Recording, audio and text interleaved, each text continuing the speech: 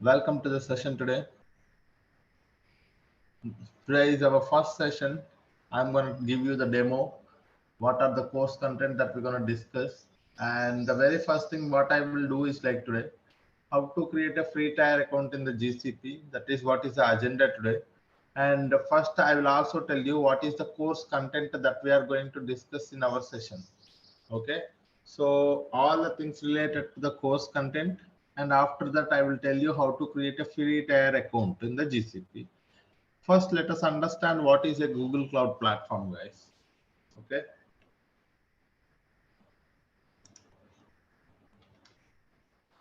So GCP, what is GCP? Okay, so we are saying nowadays, cloud platforms become very famous because cloud platforms are mainly responsible for the cloud computing. Okay, so all the computation required for the data engineering or Kubernetes or application development, everything will be taken care by the cloud platform itself. Likewise, in the Google Cloud Platform is one of the leading cloud provider like AWS and Azure. So it is also providing you the cloud computing services. Okay. If we have to say what are the services that the GCP is providing, okay, in terms of a data engineering, you can look at the databases that it is providing and also big data tools, big data processing tools, so many other. So these are the things that the Google Cloud provides. For example, there is a compute engines, Kubernetes engines, app engines, like with cloud functions, serverless platforms, fully managed services. Okay. So all of these things that the Google Cloud platform is providing for us. Okay. In our session, what we are going to discuss this, let me open a OneNote where I'll tell you what is the course content that we are going to discuss in our session and a later point of time. So if you guys have any questions, I will we will spend the time to discuss discuss if you guys have any questions. And let me tell you what is the course content first. So here is the course content, guys. So as we already know, as I mentioned, Google Cloud Platform is providing a pool of cloud computing services such as Google storage and database services, as well as big data services. Okay, here also you can see Google big data services. Okay, so in our session, what we are going to discuss is these are the things that we are going to discuss in our session, guys. Google storage and database services. Okay, the very first service that is what we are going to discuss is Google Cloud Storage. What is a Google Cloud Storage? Why it is important? What kind of a tool it is? What kind of a data it is going to store? All the things related to the Google Cloud Storage. And not only that, very important things about is like security aspect, because Google Cloud is one of the scalable and secured platform. So when you say secure platform, how do you make sure that it is secure? So with the help of the access control, with the help of the retention policies, with the help of the bucket access. So all of these things we are going to discuss. And after that, we are going to look at the cloud SQL. Okay. For that one, let me actually open my pen.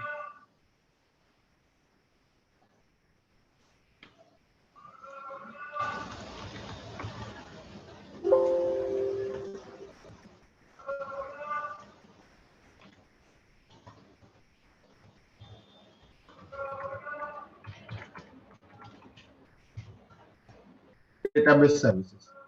Okay. This is one point where we will be able to learn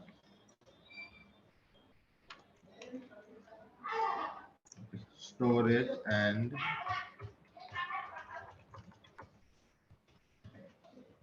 database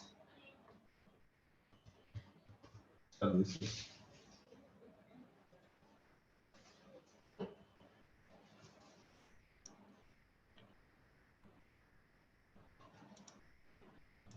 Okay, in this one, we are going to first see Google Cloud Storage. Yes, Google Cloud Storage is acting as a data lake in the GCS. GCP. So we are going to learn all the concepts related to the GCP. So it is acting as a data lake. So we will learn what is a data lake, why it is a Google Cloud Storage is having a considered as a data lake here, how much amount of data we can store in the Google Cloud Storage, all of those things we will see. Okay, and we will see practically how to create a bucket and how to upload objects and how to work with the Google Cloud Storage with from the Cloud Shell or Linux commands. So all of those things we will see, guys. And one more thing. So this is a storage perspective. What about the database perspective? So for the RDBMS solutions, RDBMS, we have Cloud SQL and Cloud Spanner, guys. So we have two services which are considered as the RDBMS solutions, Cloud SQL as well as Cloud Spanner. What is this Cloud SQL, guys? Cloud SQL is one of the fully managed services provided by the GCP for running the MySQL database, MySQL engines, as well as PostgreSQL engines, as well as SQL Server. That means if you have a on-premises MySQL, if you wanted to migrate it to the same MySQL with the same version to the cloud, you have these services available, readily available, guys. Okay, so this is a Cloud SQL and Cloud Spanner that we are going to see in our sessions. Instead, I would say here like this.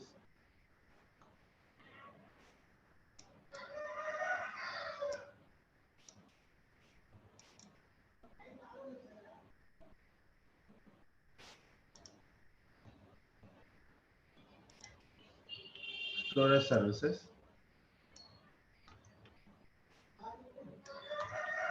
We have here RDBMS. In RDBMS, we have first one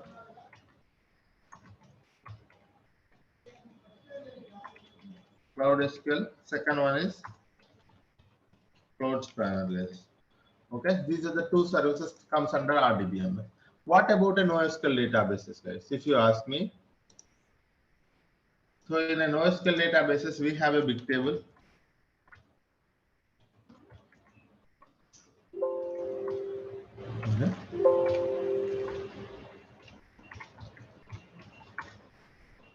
NoSQL databases.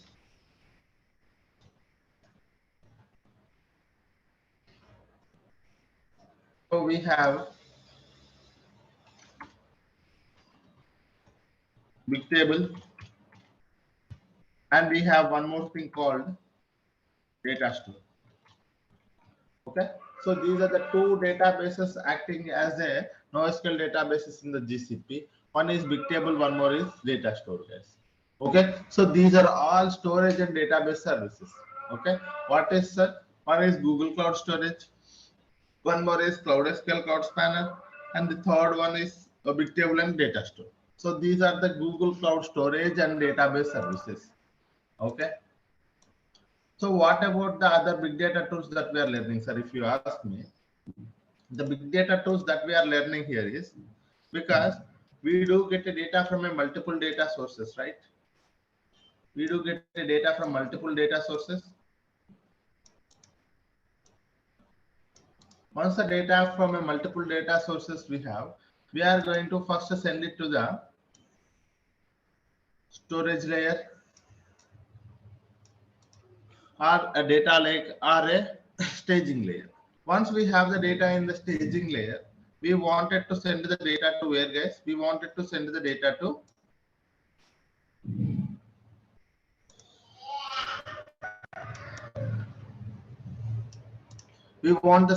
send that data to the data warehouse. After that, there will be a different users will be there. Either it will be an ad hoc request, or it will be a reporting purposes, or it will be a business manager asking for a requirement. So there will be different requirements. So based on those requirements, we are going to create some insight tables on the data warehouse.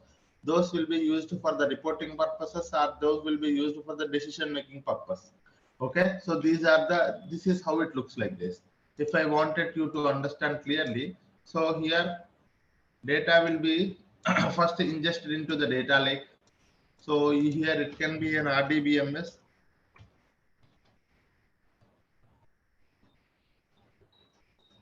It can be a web server on an application. It can be a web server or an application, guys. Or it can be a CSV file from an application or IoT data from an IoT application. So you get a data from a multiple data sources. You try to ingest the data into the data lake. So this is your data lake, guys. Okay, you try to ingest the data into the data lake. And once you have the data in the data lake, you try to first send the data to the where, guys. You try to process the data and send it to the data warehouse. Okay, what you're doing, guys, here, you are trying to process the data. Okay, process the data, transform the data, clean the data, whatever the things you name it, all of those things, guys. Okay, you try to process the data and send it to the data warehouse. Finally, as per the business requirements, it will be creating a ML models. There will be a dashboard requirements. There will be ad hoc requirements. So based on the BA requirements or ML or some ad hoc required. Ad hoc. Okay. So this is how it will be, guys. Okay, so this is what is the typical architecture of a data world, guys. A data engineering, in a data engineering, what we will do in a high level, if you want you to understand, this is what we do, guys. So we will be working on an ingestion process. Here it is a source, guys. You can think this is a source. Okay, from source to the staging or a data lake. People call it as a storage layer. Okay, and here we are going to do what, guys? Ingestion, right? Ingestion are collecting the data, and what we are doing is we are doing process. What we are doing in a data warehouse, we are trying to analyze the data, transform or analyze, right? Transform, finally analyze. Analysis. So this is what I am calling, what you know, guys, this is what is mean by a data life cycle. In a data life cycle, you're going to get the data from a source, you do the ingestion into a storage layer, and you do processing on top of it to clean the data, prepare the data. You do some transformations on top of it, and you try to analyze the data to improve your business. So this is what is called as a data life cycle. In a data life cycle, ingesting the data, collecting or ingesting the data, and storing the data, processing or transforming the data, finally analysis, or you can also say dashboards, report creation. You can also say report creation, reporting. Okay, reporting.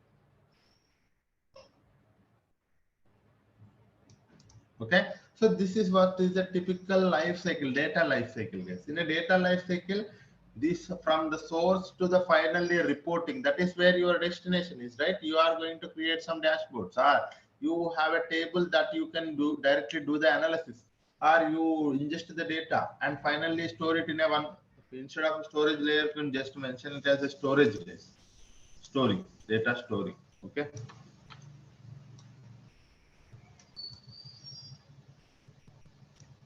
Okay, this is what it is, a typical architecture. In this one, what you are doing, you are having a data sources from here, and you are ingesting into the data lake, and from the data lake to the data warehouse. Finally, you will be having a different requests. So based on this one. So in a data life cycle, these are the processes that you are coming up with, guys. In this one, you see, you are having a source, sorry.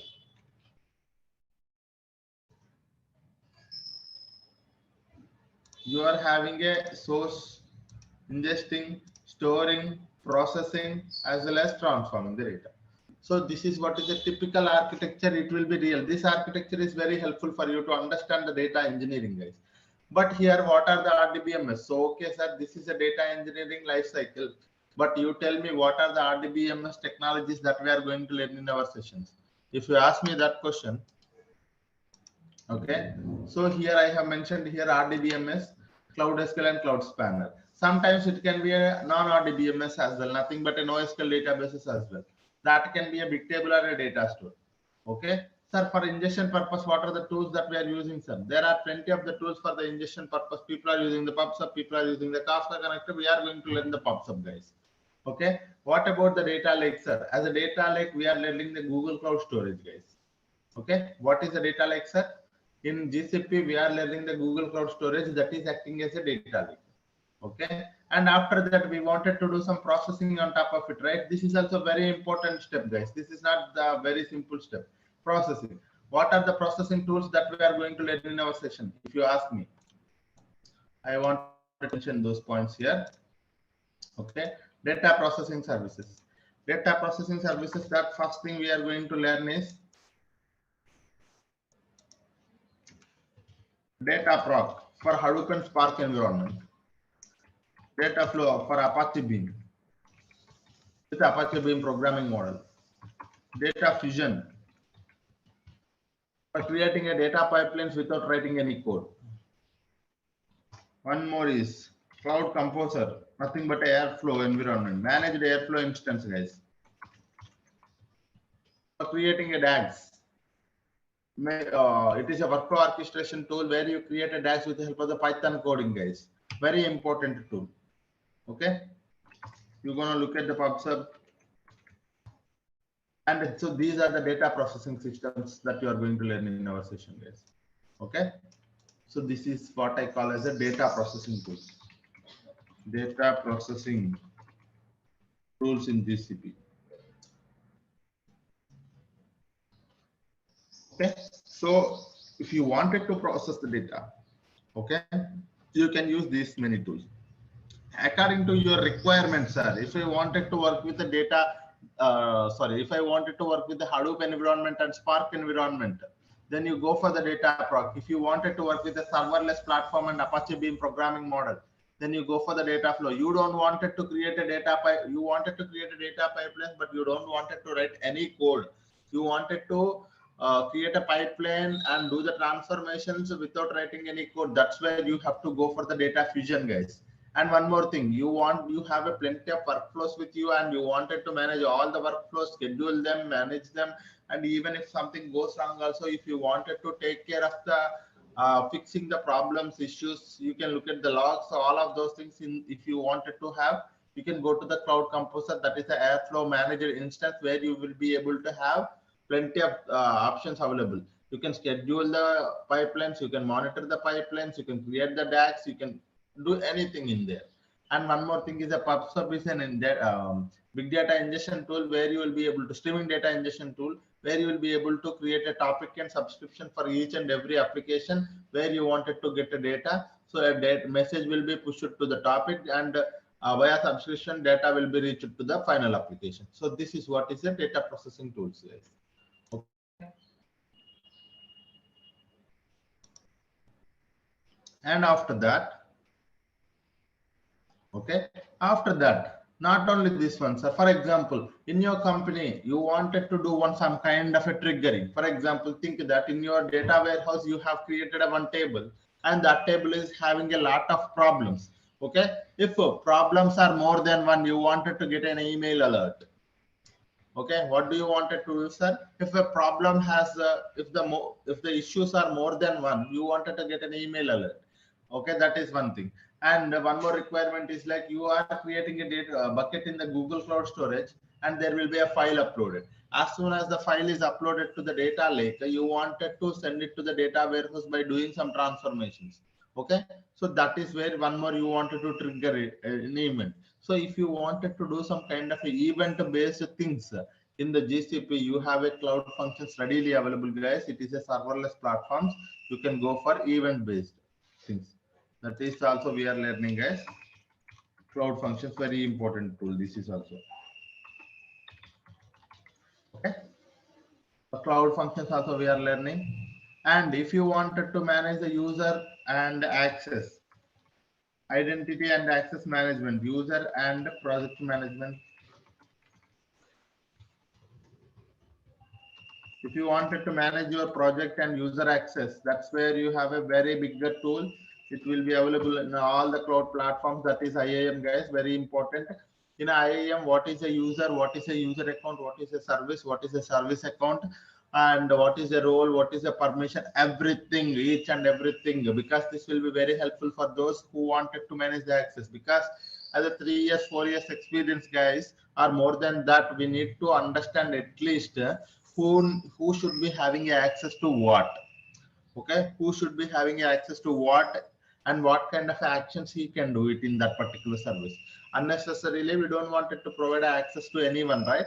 So that is where we will be taking care of all the user access as well as the project management with help of the IAM. IAM is a very authorization tool, I would say. Authorization tool in the GCP. Not only in the GCP, it will be available in the AWS as well as Azure as well. Okay, identity access management, guys, that is also we are learning. So you will be able to see here data lake, cloud spanner, cloud SQL, cloud spanner, big table, data proc, data flow, data fusion, cloud composer, pubsub, cloud functions, and user and access management with the help of the IAM. So these are all the tools that we are going to learn in a very detailed manner. Okay, data processing is here. And I sorry guys, I actually forgot a very important tool, that is BigQuery.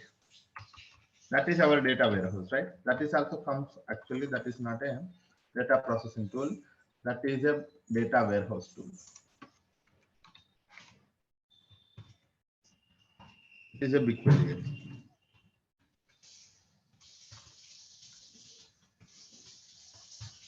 Okay, BigQuery. Okay, what is a BigQuery, guys? BigQuery is a modern data warehouse. It is acting as a data warehouse in the GCP. Okay, so this is also one more important thing that I actually forgot to mention somewhere. So this is a very important tool, sir, comparatively.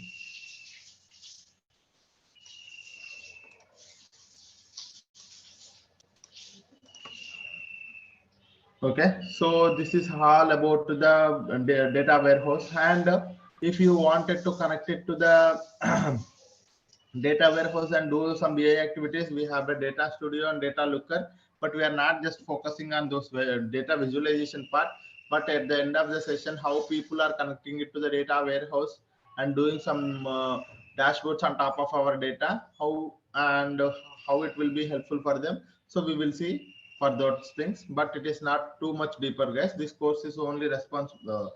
This course is mainly intended for the data engineers. Okay, so this is what we are going to do, guys. Okay, any questions anyone having so far on the course content? Any questions, guys?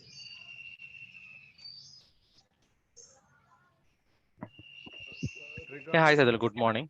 Yeah, good morning everyone. Yeah, So in this course content, did you cover all kind of like a AD authentication, like Active Directory part is or not? so that is comes under IAM. Yes. Okay. Yes. And cloud functions. Okay. Yes, So it's a kind of like a developer tool. it's a data engineering. Which Okay. one you are asking? Cloud functions is a developer tool. Yeah, no. I'm asking. Basically I'm a .NET developer. So can I Okay, consume those services to how my of course. intention is to create service with authenticated Sure. authorized service, and I can consume that service through .NET. That yeah, you can learn a lot of things here. Yes. Yeah. Thank you. Yeah. How much frequently will be using SQL? Your voice is very less. I couldn't actually hear. Can yeah. How much of, frequently will be using SQL queries?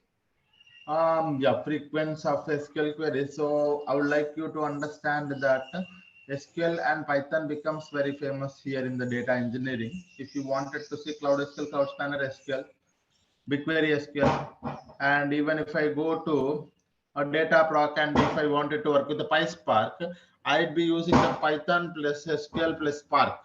Okay, so again it comes in SQL, and data flow SQL, data fusion, no tool cloud, it's a Python. So this is how it is, guys. If you wanted to understand all the concepts, whichever whatever I am saying, so you would be able to, I am expecting prerequisite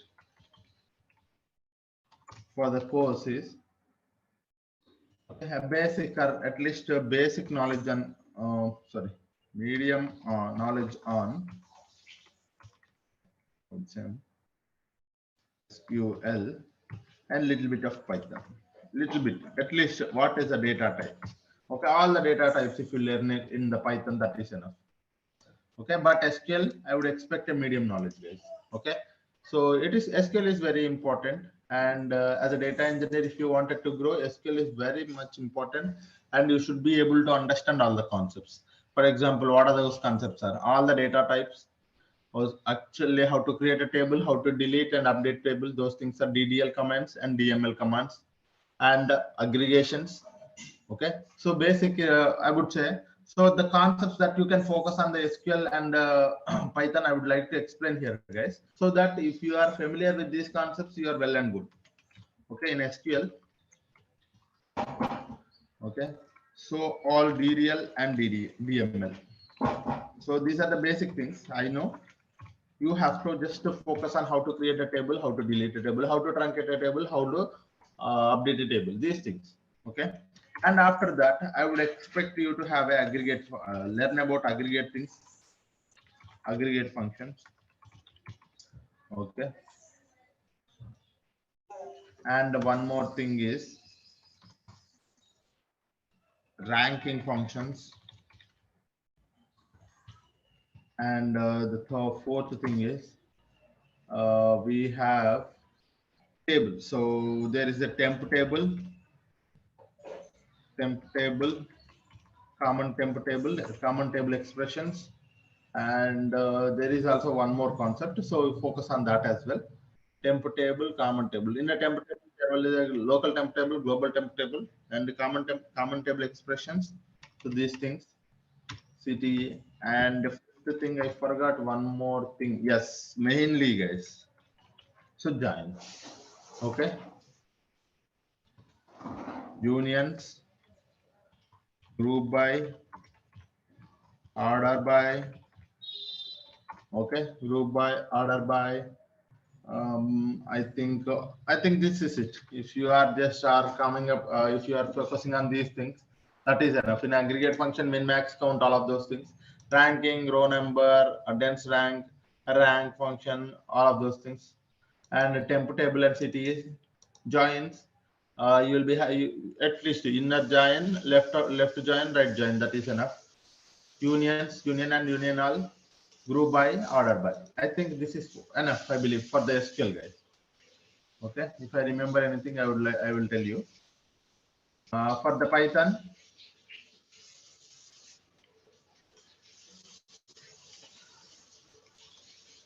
Python, I would expect you to have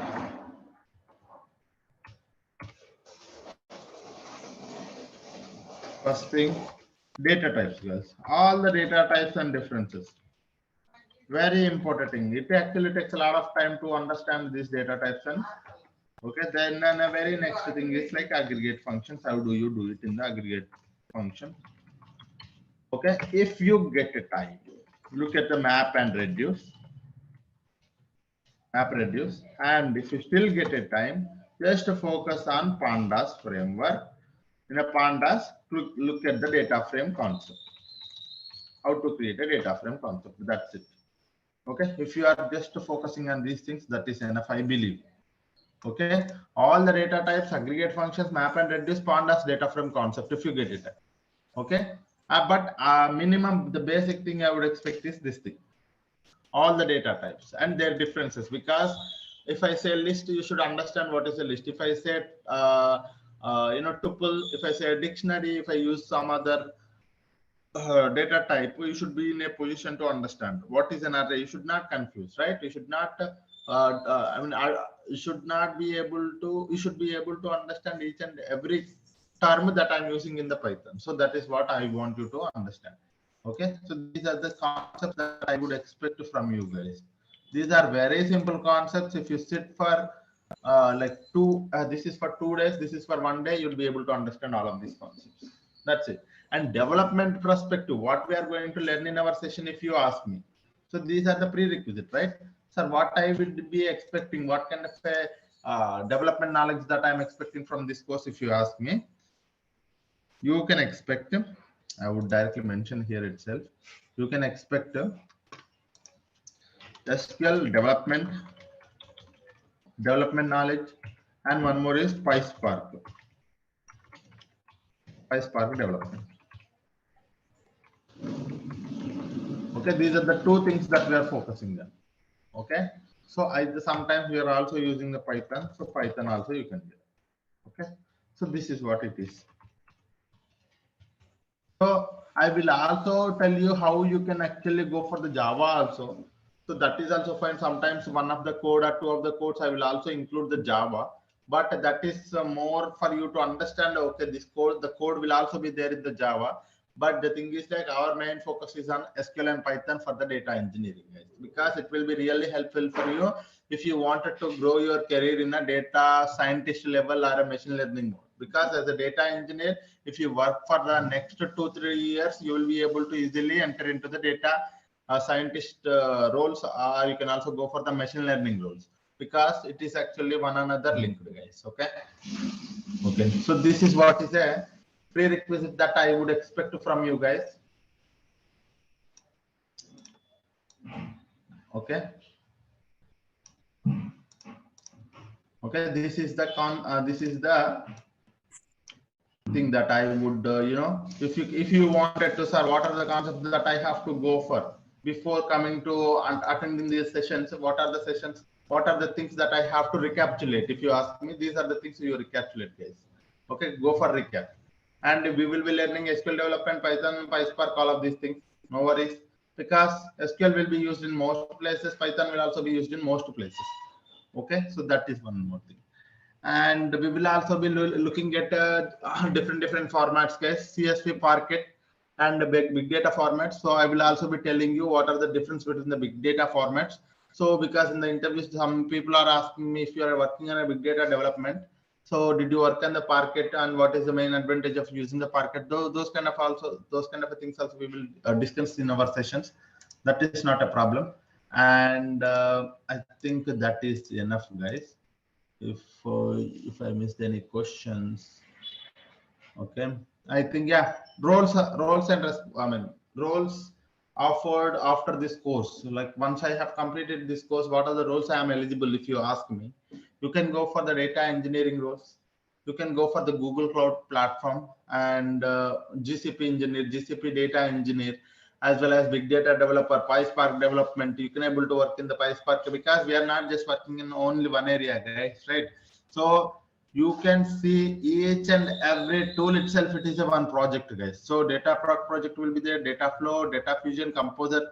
So these are all roles itself. Okay, so some data engineer working on a data proc, some data engineer working on a BigQuery, some data engineer working data fusion, some data engineer solely working on creating a data. So this is how it will be. And some people working on RDBMS data migration projects. Okay, data lake projects. So these are all things are related to the data projects only, guys. And after this, all the concepts are covered.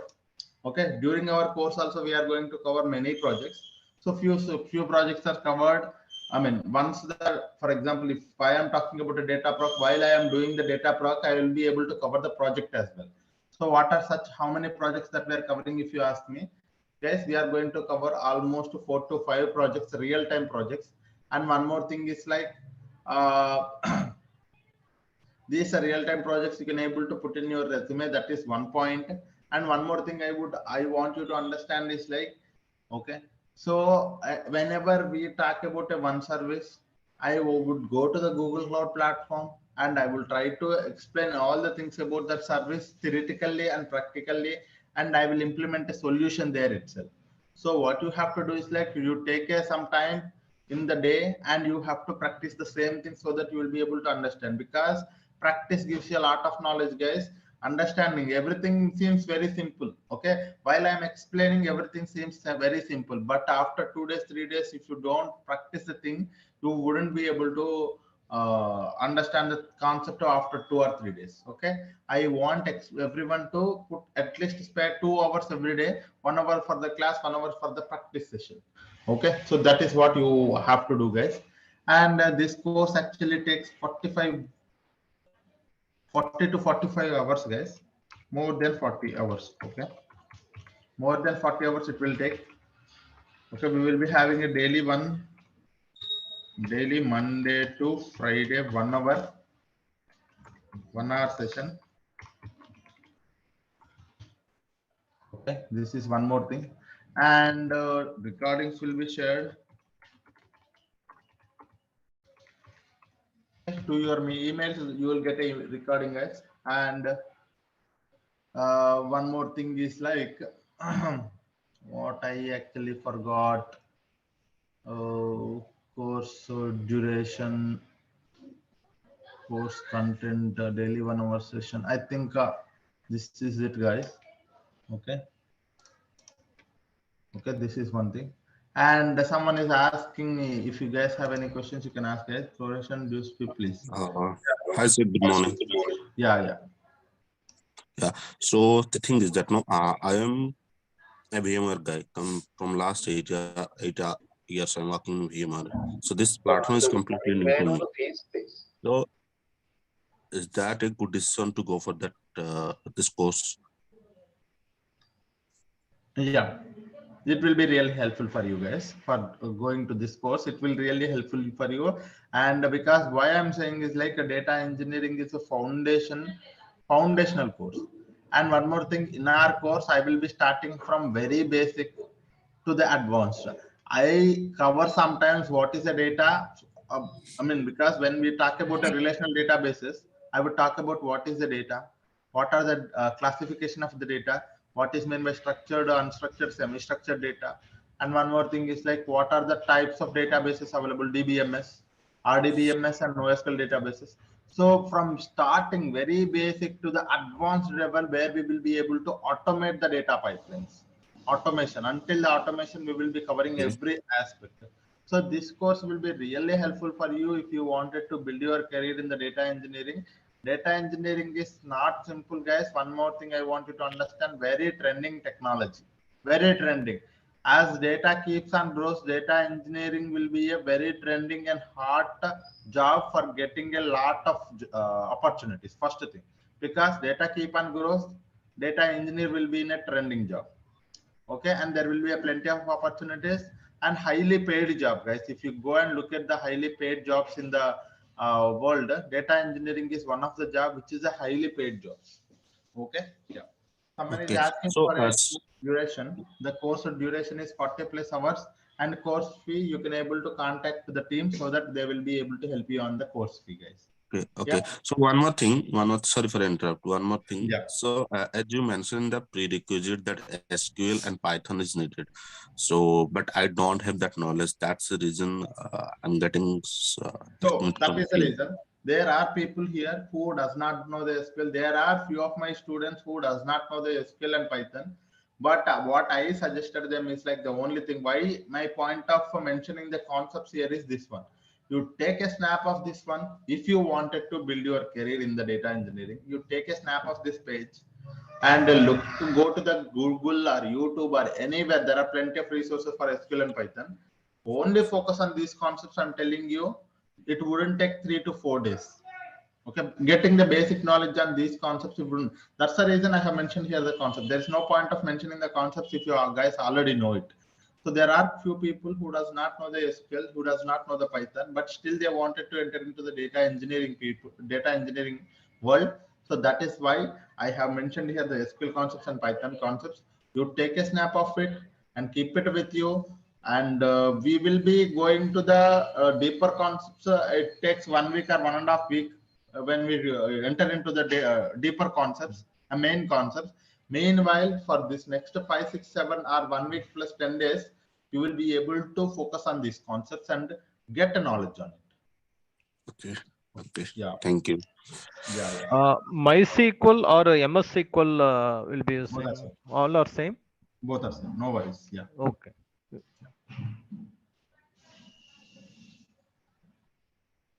So someone is asking me, I'm planning to make a move in the data engineering. I'm having a 10 years of experience in the Oracle database. How it's helpful for me? I'm telling you, if you are coming from a Oracle database, or if you are coming from a, same background like MySQL or a support engineer or whatever the data, if you are working in a data world already, this course will be really helpful for you. You can get a good opportunities. First thing, a lot of hike you can able to expect, guys. A lot of hike you can able to expect. Okay.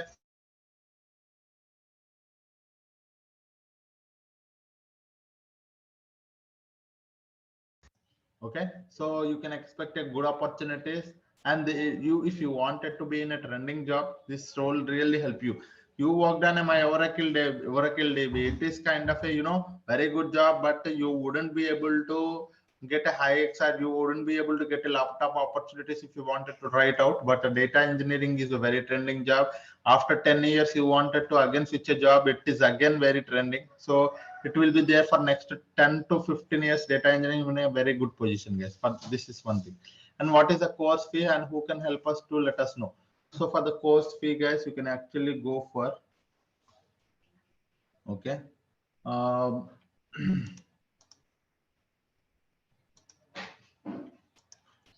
you can contact the IT team. Okay. So they will help you on this thing. Yeah. Any questions anyone having? Some people, okay, sorry guys, there are plenty of questions in the chat. I would try to explain one by one. Okay. And so is this course specially catering the data engineering with GCP and generic cloud computing with Google Cloud? Both. Okay, that is both, guys. Any project included in this course? Of course, guys.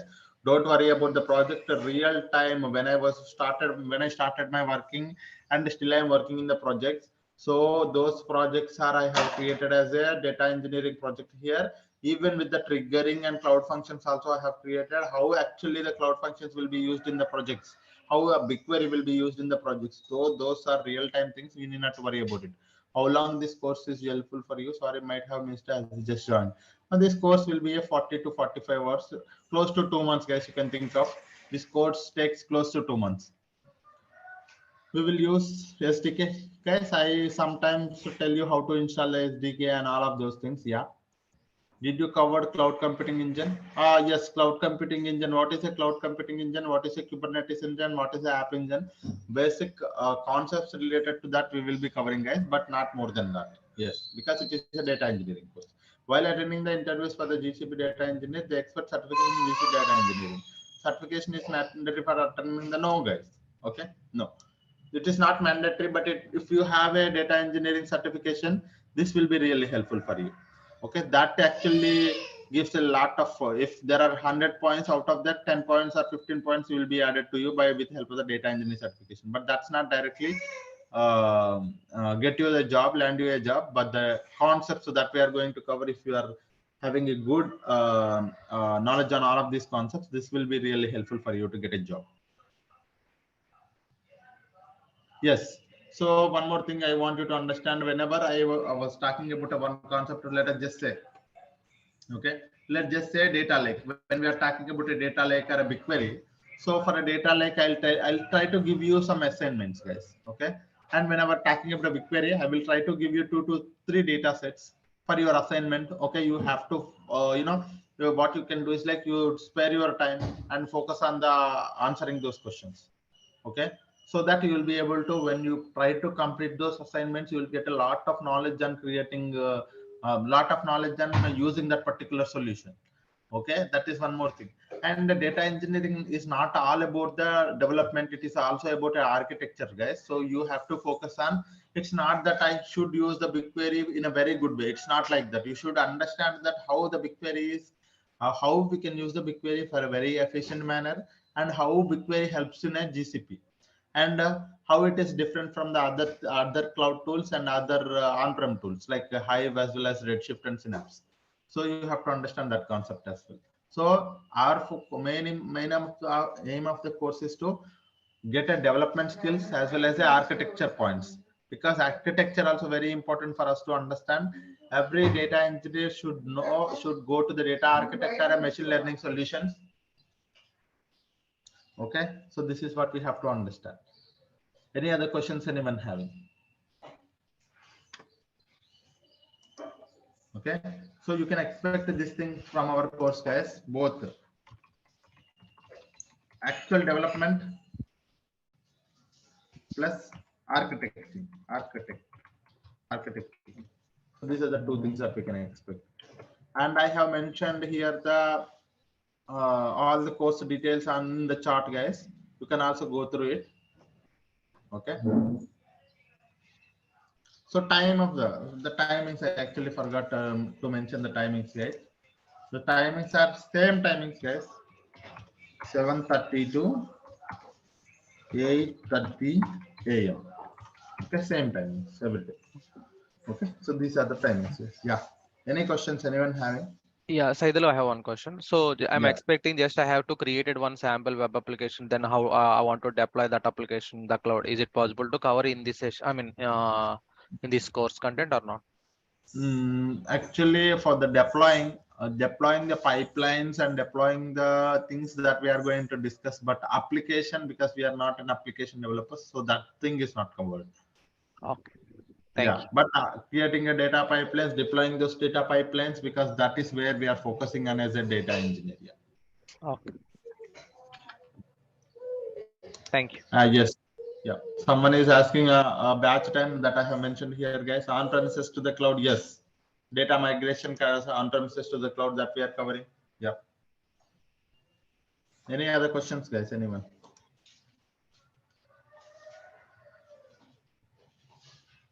From tomorrow onwards, we will be having a initial classes, guys. Today is a demo class, right? So that's the reason. Yesterday's we had a workshop. Today we are having a demo class, first demo. So in the first demo, I'm telling all the things that we are going to cover in our session. Tomorrow, I am going to start with the Google Cloud Storage. So before that, I want you to understand how to create a free tier account. Okay. So I would tell you tomorrow itself. Okay. It wouldn't take more than 5 minutes or 10 minutes. Okay. Tomorrow I will tell you how to create an account. And this is an course content and everything, guys. If you guys have any questions, you can ask me. Otherwise, if we have time, I will tell you how to create a free tier account today itself. Yeah.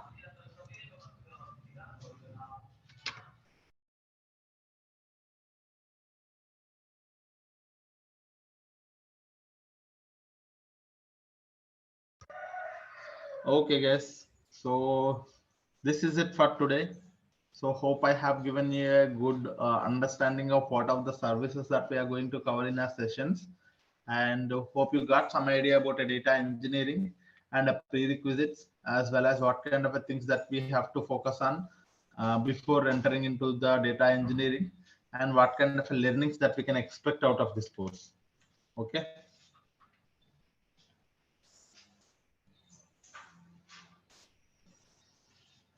Okay. So there will be a comparison, guys. So someone is asking AWS to the GCP. Whenever I am covering one service in the GCP, I would also tell you what kind of a service that is the same available in the AWS as well as Azure as well. So you will be able to have some knowledge on topic names of each and everything. But the only thing you have to understand, one thing is like, if you learn one two cloud tool, that means you are learning all other cloud tools. The only thing is like you do not know the proper terminology. That's it. Okay, so if you are learning one tool, that means one cloud tool means you are learning other clouds as well. Okay, so don't think that if I learn what could be a thing, that if I go to the company, if they're asking me to work on AWS, it's the same thing. You need not worry about it. The technology is same. The only thing is like a platform is different. That's it. Okay, any GCP support job roles. So all these things, development plus support plus big data developer plus admin plus, this course will be for all of the things, guys, because we are covering the IAM for the admins. We are covering the if you are wanted to go for a support, you need to know the services first. So you should know the development plus support. This course is for the development. If someone wanted to go for a data engineer, a developer, or a support developer, support engineer, or admin. So this course will be helpful for all of you guys. Yeah.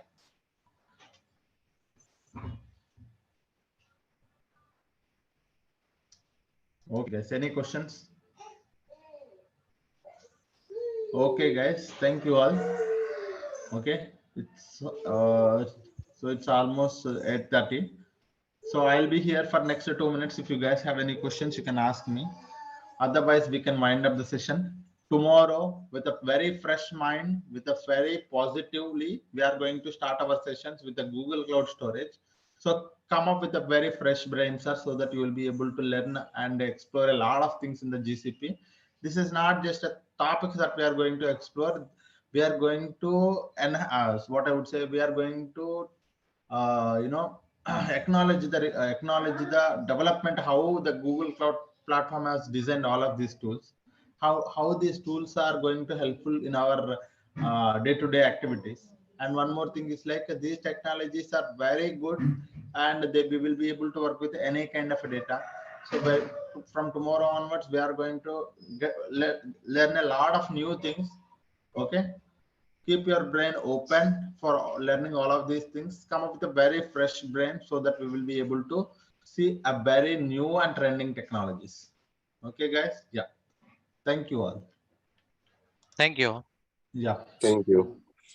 Thank you, guys. Thank you. Have a great day. Thank you. Will you be sharing today's recording? Yes, you will get a mail for today's recording, guys. Don't worry on that. Yeah. Yeah. Thank you all. Have a great day.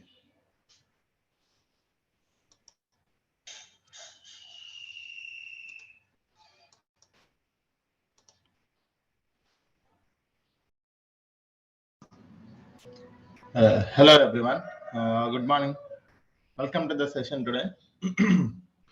Hope you guys are doing good. So, yesterday we had discussed what is the course content and everything. Recording in progress. Right? From today onwards, we're going to discuss the very first topic, that is in a GCP, we have a GCP database landscape and big data landscape. So one by one, we are going to start with. So in a first half, I'm going to explain few concepts related to the databases, that is our Google Cloud Storage. And after that, we're going to start with at the second of our session, I will tell you how to create a free tier account in the GCP, so that you'll be able to create a free tier account. After that, you'll be able to practice what are the sessions that we are having in. So let me start with the session today. So in the GCP database landscape, this is the agenda, guys. Okay, we are going to explain all the GCP databases landscape and the differences between the RDBMS as well as NoSQL databases. And in this one, we are going to look at the Cloud SQL, Cloud Spanner, and Bigtable. Okay, so these are the things. So first, we're gonna see in data lake modernization in the GCP. If you wanted to have a data lake in the GCP, how we can have it? So which tool can be acting as a data lake in the GCP? Let us see one by one, right? So yes, we already know what is a data lake, guys. A data lake is a centralized repository to store the data. Okay, a centralized repository to store or retrieve the data as per the business requirement, right? So what kind of a data we can store, guys? You can see here. We can store structured data, semi-structured data, unstructured data. We can store either if it is a batch data or streaming data. It should be able to stand for SQL, ML, and searching. We can able to store on-prem data, cloud data, and data. So it is a scalable and secured platform to store the data, retrieve the data for further analysis or processing purpose. So this is what is a data lake, right? We have seen what is a data lake. Let me try to tell you what is a data lake from my notes. This is my notes, guys. Where is that?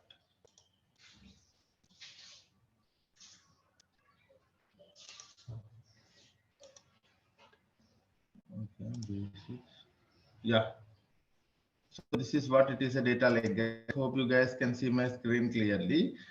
Okay. So usually you get a data from a multiple data sources. So in a data lake, the data lake should be withstand to store any amount of data that is coming from a multiple data sources, and it should not restrict any data format. It should allow any data format to be stored, any amount of data to be stored, and it should be scalable platform and also secured platform. Okay, so that is what is a data lake. A data lake is a centralized repository to store or retrieve the data. And what kind of data we can store, guys? Any kind of data we can store here. Okay, and do we have any restriction on the number of files that we can store here? No, there is no restriction on the number of files that we can store in the data lake. Okay, and it is a scalable and secured platform, right? So this is what is the definition of a data lake. Now let us see data lakes using a GCS. In a Google Cloud platform, we have Google Cloud Storage is acting as a data lake. What is that? Let us see now.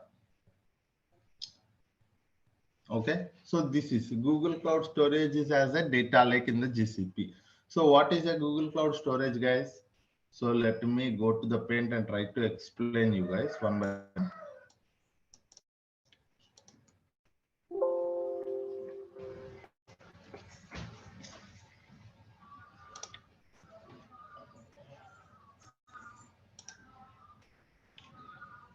So from today, from the very first topic that we are going to see is Google Cloud Storage.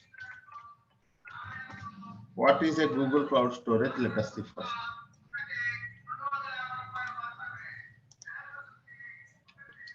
Okay, so Google Cloud Storage is one of the fully managed services in the GCP.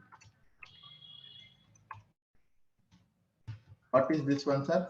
One of the fully managed services in the GCP. What do you mean by that, sir? What is mean by fully managed service? Sir, I want you to understand what is mean by fully managed. For very first thing, I will try to tell you. Sir, if you go to any cloud platform, okay, if you go to any cloud platform, the services in the cloud platform are categorized into two things. One is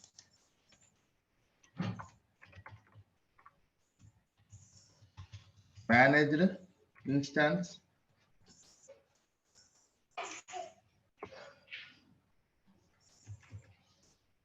okay, not managed, virtual machine. Second one is managed instance, and third one is serverless. Okay, sir, VM based. People call it as a VM based. Okay, these are the three categories. If you go to any cloud platform, the services in the cloud platform are categorized into three. One is VM based services. One more is managed services or fully managed services, and third one is serverless. What do you mean by that, sir? In a VM based services, okay, for example, look at your laptop. In your laptop, if you wanted to work with any of the Python coding, or if you wanted to develop one application, what do, sir? You manually download one software like Python application, and you will provide some resources to that, and you will try to install that, and after that you go for the application development. What do, sir? Whatever the requirements, whatever the resources, whatever the infrastructure required for your entire application development, you as a person taking care of it, taking considering from the laptop itself. So you need a laptop. That laptop needs to have some kind of resources, and that laptop will have its own configuration. And on top of that, you will again download an application and install on top of your laptop, and again you try to develop an application. Likewise, in a VM based, an entire virtual machine will be given to you, so that an entire virtual machine will be given to you. 1 minute, guys. Sorry, I'm getting a call. 1 minute.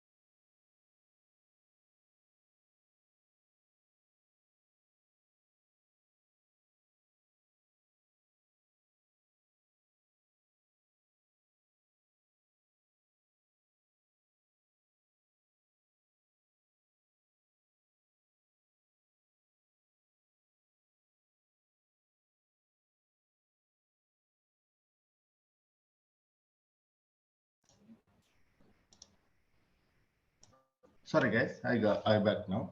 So there are three categories in the cloud platforms. One is VM based, managed, and serverless. But before this one, if you wanted to understand, there is a one more category which is not a cloud platform. That is non-cloud platform. That is, we call it as an on-premises, right? So we have a one more thing is also there, that is on-premises. It is not a cloud.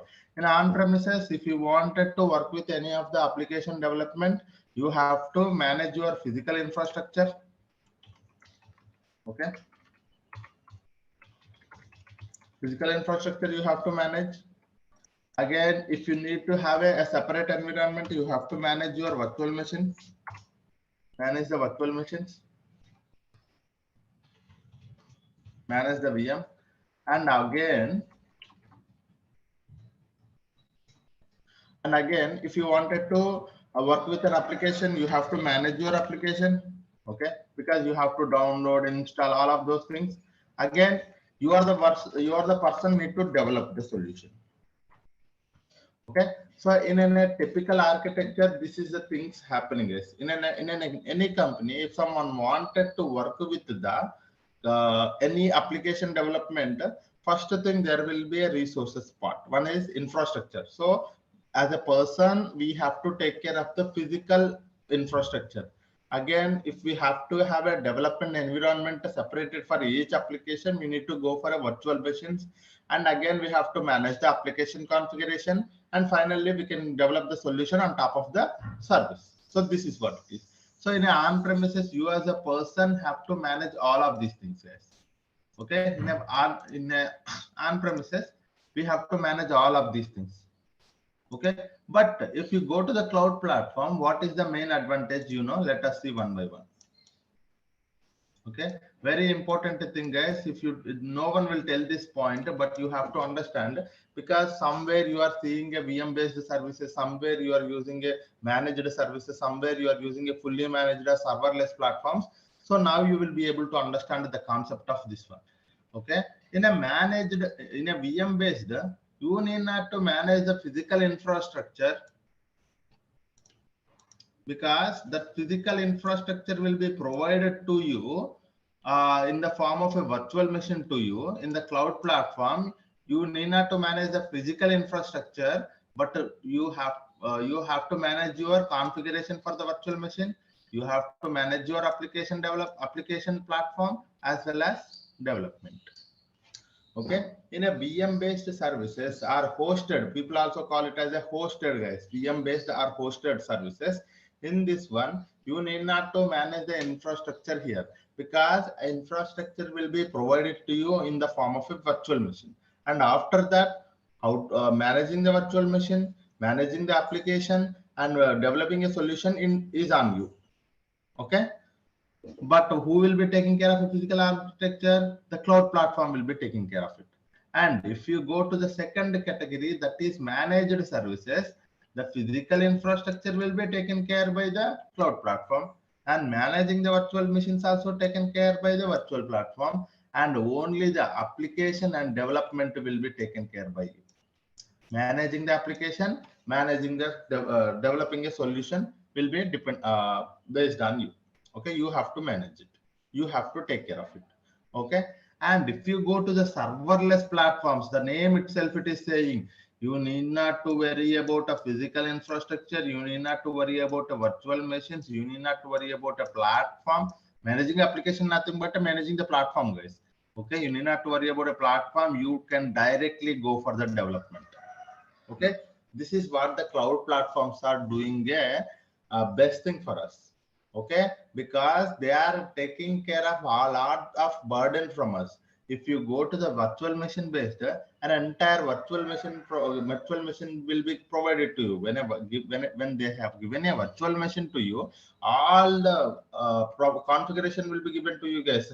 If you need this much of, if you need 500 GB, 1 TB, 10 TB, 100 TB of storage, networking properties, as well as the RAM, if you need to have a lot of CPU, you can select it.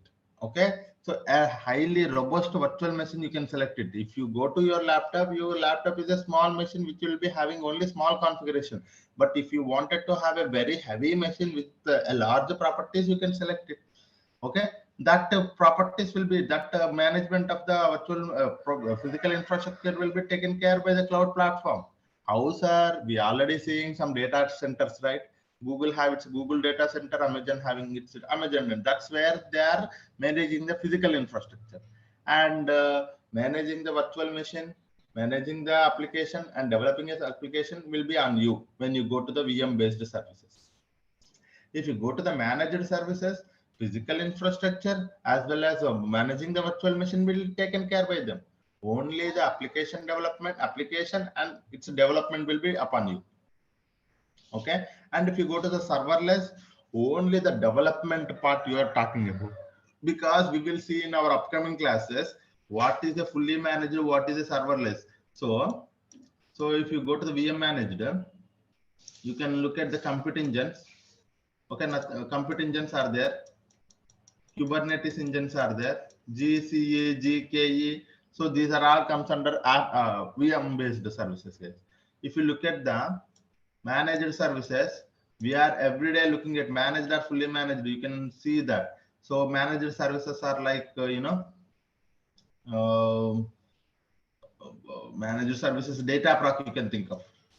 Very good example, Dataproc, managed services. And for the serverless, BigQuery is the best example. Dataflow is a one more example. So you need to categorize the services in such a way that it will be very helpful for you to understand it. Because in a company, if a client asks you whether what kind of because we are looking for a serverless platform, you should be in a position to understand what is the serverless platform. If they are looking for a semi-serverless platform or a managed services, you should be in a position because serverless platforms provide you a lot of benefit when you are when you talk about a cost. Okay, when you talk about a managed services, the cost will be okay, and you have to manage some amount of things like managing the application. So there is some burden on you managing the application. So you have to take care. Your team has to take care about managing the application. But when you go to the serverless, your team need not to worry about application management because you can directly go for the development. All other things like physical infrastructure, managing the virtual machine, managing the application will be taken care by the cloud platform itself. If I talk about a GCP, the same thing. Okay, we have a cloud platforms. When I say a cloud platform, we have a GCP is there, we have AWS is there, we have Azure is there. It is common for all of these things, sir. It is not only this concept is similar. This concept is same for all of it. Is in general concept. Okay, now you got it. What is a VM based? What is a managed? What is a serverless? Now, if I go to Google Cloud Storage, it is managed or fully managed. Fully managed is also called as a serverless, sir. Sometimes. Okay. If you go to the Google Cloud Storage is a fully managed service. Okay, what is that, sir? It is a fully managed service. What does that mean? It is all the infrastructure required for the, okay, all the, you can also say it is actually a managed service or fully managed. Actually, I can't. This one. Okay, so a managed service. When I say a managed service, all the infrastructure, physical infrastructure, as well as the virtual machines will be taken care by the GCP. Okay, what are the rest, guys? You have to create your own application. Okay, when I say application, how the Google Cloud Tower, how the Google Cloud Storage operates, you have to understand. Then only you will be able to understand the what is meant by fully managed service. Because I know that Google Cloud Storage is operates with help of the bucket and files. You have to, when I say a fully managed service, all the physical infrastructure and virtual machine will be taken care by the GCP, and bucket configuration you have to provide. What is meant by that? You have to provide the bucket configuration. When you provide the bucket configuration, a bucket will be created for you. Okay, and after that you can upload files, you can go for the development. When I say development for the GCP is creating a file or uploading a file, uploading a lot of files, creating many buckets, so like that. Okay, what is meant by fully managed? All the resources as well as infrastructure will be taken care by the GCP itself. So for that point, I have explained all the things, guys, because this terminology will come all the time. So that's the reason I have told, I have explained here. Now,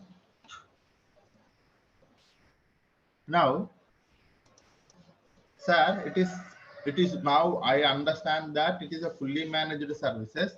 So the infrastructure will be taken care by the GCP. That is fine. So now tell me what kind of a service that the Google Cloud Storage is. What is the main intention of having a Google Cloud Storage in the GCP? So if you ask me, it is a service for storing and retrieving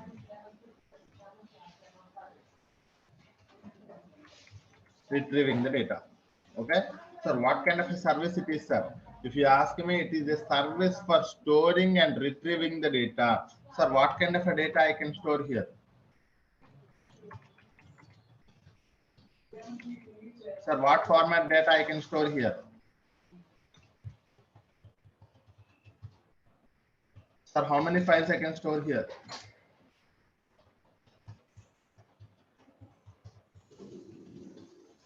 Okay, sir, how much amount of data I can store here?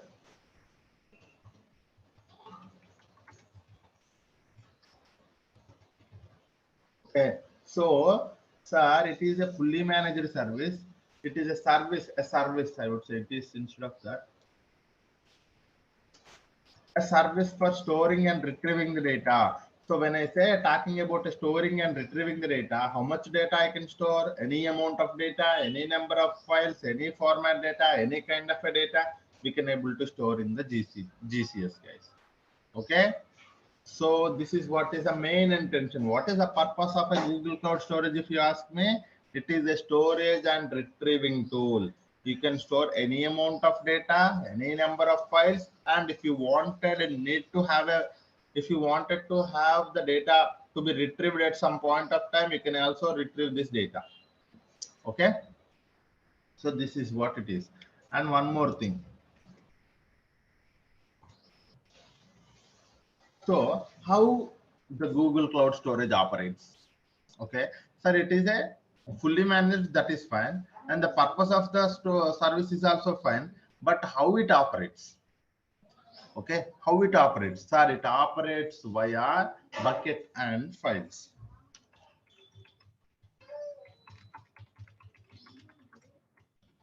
Okay, it operates via bucket and files. Sir, some people does not know what is a bucket. I want you to understand this terminology now. Okay, sir, what is a bucket? Sir, a bucket is a container. The terminology is this one, sir. Bucket is nothing but a container, or some, if you does not know what is a container also, you can think of your folder. Okay, a container is not, a bucket is nothing but a container, and terminology for the object is nothing but a file of any format. Okay, so this is what is the terminology, sir. Now you will understand. So in a Google Cloud Storage, we are storing something and we are retrieving the something. So how the Google Cloud Storage operates? Sir, in a Google Cloud Storage, it operates via bucket and objects. I should mention here objects, not files, because the terminology is an object. Okay, it operates via bucket and objects. Okay, what is a bucket? A container or a folder. What is an object? A file of any format. So what does that mean, sir? If it is operating via bucket and object, do I have to create a bucket to store the objects? Yes.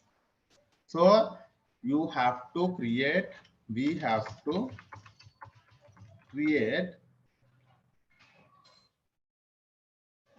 to store the objects. Okay, we have to create a bucket. We have to create a bucket. So any number of buckets you can create it. Any number of files you can upload it to one bucket. So this is what is it. This is how the Google Cloud Storage operates, guys. Okay, how the Google Cloud Storage operates, sir? A Google Cloud Storage operates via bucket and objects. So in the terminology, what is a bucket, sir? A bucket is nothing but a container, and an object is a file of any format. and we have to create. If I wanted to store some data, what I have to do, sir? If I wanted to store some data inside a Google Cloud Storage, what I have to do? I have to go to the Google Cloud Storage and try to create a bucket, and inside that I can upload the objects. What do you mean by objects, sir? It is nothing but a data, nothing but a file, right? So this is what is it is how operates, sir. So far everything seems good. The fourth point I want you to understand that it allows Google Cloud Storage allows worldwide storage and retrieval. Okay, that means, what does that mean, sir? I do not know. One more basic concept it is coming, sir. You have to understand there is a concept of region, multi-region, multi-region, and one more thing is a region, multi-region, dual region. Okay, so this is what, if it is allowing a worldwide storage and retrieval, what does that mean, sir?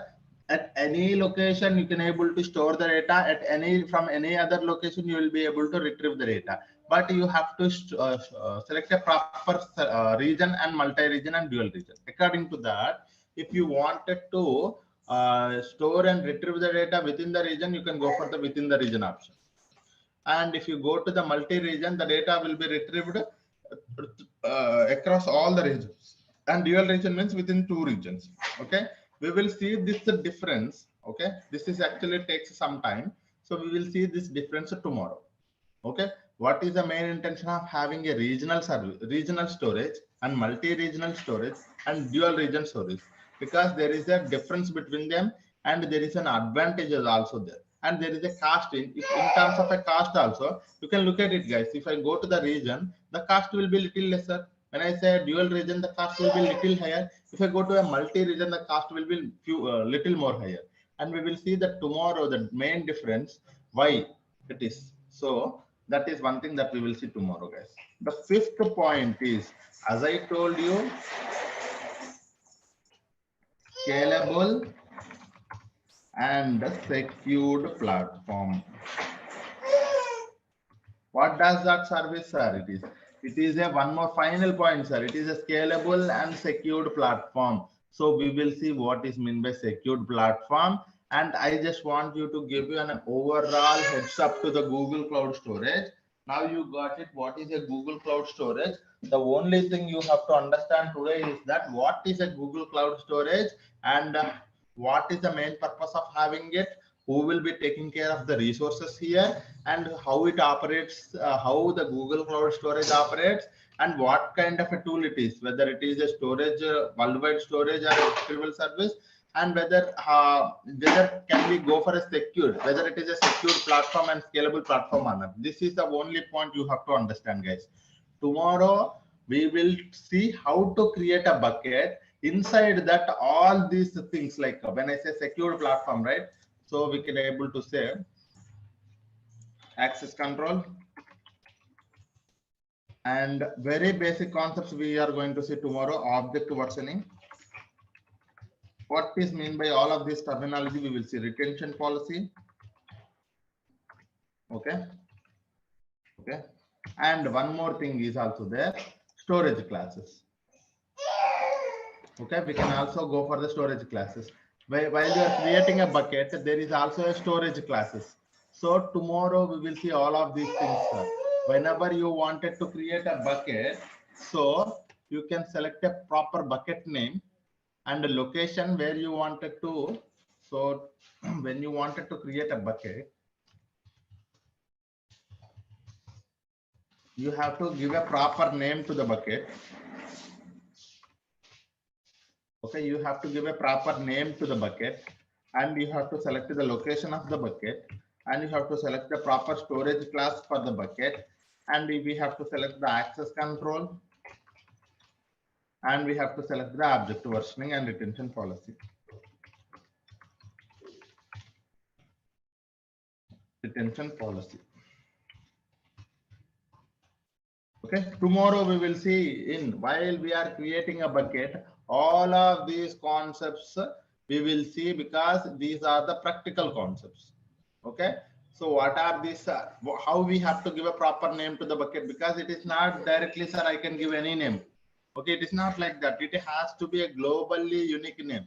How to select a location? When I say select a location, we know that we have a region option is there, we have a dual region option is there, we have a multi-region option is also there. And storage classes, there are 4 storage classes like standard, nearline, cold line, and archive. Access control also we have 2 options. Access control at rate bucket level, access control at rate object level is also there. So we have to see all of these things while we are creating a bucket. Okay, today hope you got some idea about a Google Cloud Storage as well as the different varieties of the services in the cloud platforms. Okay, yeah, any questions so far on the Google Cloud platform, guys?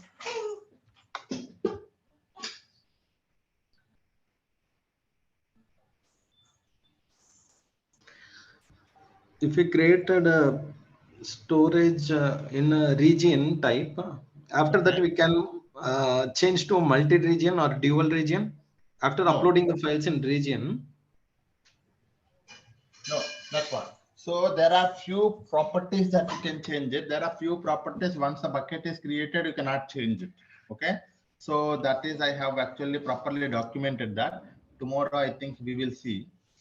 Okay. What is a bucket and how to create a bucket.